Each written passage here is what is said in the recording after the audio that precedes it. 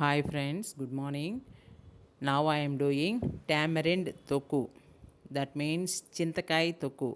రా టామరిండ్ మనం half KG తీసుకున్నాను. ఆ హాఫ్ కేజీ బాగా స్టఫ్డ్గా ఉండే టామరిండ్ తీసుకున్నాను. నెక్స్ట్ దీన్ని ఎలాగా మనము గ్రైండ్ చేయాలంటే గ్రైండింగ్ స్టోన్లను దీన్ని గ్రైండ్ చేయాలా. So I'm having small grinding stone. With this I'm grinding small quantity of tamarind. Okay, we need for this tamarind తొక్కు చేసేదానికి మనము 2 స్పూన్ ఫుల్ స్పూను టర్మరిక్ తీసుకోవాలి. నెక్స్ట్ 2 స్పూను మెంతులు తీసుకోవాలి. ఫుల్ 2 స్పూన్స్ మెంతులు కావాలా. నెక్స్ట్ నేను హాఫ్ కప్పు ఉప్పు తీసుకున్నాను, రాక్ సాల్ట్. మనం ఇప్పుడు కొంచెంగా రెండుగా వేసి దంచుకోవాలా. అప్పుడుదా దీనికి సెట్ అవును. ఫుల్ పెద్దదిగా గ్రైండింగ్ స్టోన్ ఉందంటే మనము ఫుల్గా వేసి దంచుకోవచ్చు. కానీ చిన్నదిగా ఉంది కాబట్టి కొంచెంగా నేను దంచి సాఫ్ట్ చేశాను. ఇప్పుడు చూసారా, 2-3 వేసాను. కొంచెం ఉప్పు వేసాను, కొంచెం మెంతులు వేసాను, కొంచెం పసుపుడి వేసి బాగా దంచుకుంటా ఉన్నాను. ఈ మరి ఒక్కల ముక్కలు దంచుకుంటే చాలు, కొల్లగా సాఫ్ట్గా చేయాల్సిన పని లేదు.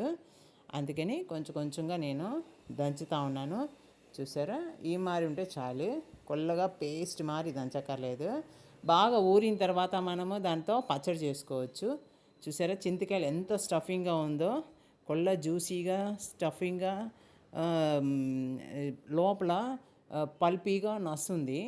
సో ఇట్లాంటి చింతకాయల్ని మనము చింతకాయ తొక్కు చేసి పెట్టుకుంటే మనము 1 ఇయర్ స్టోర్ చేసుకోవచ్చు. ఈ చింతకాయని దీన్ని 1 ఇయర్ పైగానే మనము బాటిల్లో గ్లాస్ కంటైనర్లో, ఎయిర్ టైట్ గ్లాస్ కంటైనర్లో స్టోర్ చేసుకొని కొంచెంగా తీసి మనం పచ్చడి చేసుకోవచ్చు ఈ చింతకాయ తొక్కుని. సో అట్లాంటి పర్పస్ కోసం నేను ఈ చింతకాయలు ఈ సీజన్లో బాగా చిక్కును, అందుకని మంచి చింతకాయలు చిక్కును.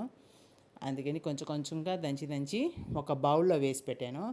ఫైనల్గా బాగా మిక్స్ చేసేసుకొని ఒక ప్రిజర్వేటివ్ బాటిల్లో వేసి స్టోర్ చేసేసుకోవాలా. ఎయిర్ టైట్గా ఉండాలి. నెక్స్ట్ మాయిశ్చర్ ఏమీ టచ్ కాకూడదు. నెక్స్ట్ డ్రై హ్యాండ్స్తోనే మనము చేయాలా. ఇదంతా ప్రిజర్వేటివ్ అంతా డ్రైగా ఉండవాలా బాటిల్ అంతా. So now it was ready. చింతకాయ తొక్కు was ready. We can preserve this many days. So after that we can make a pachadi with this preservative.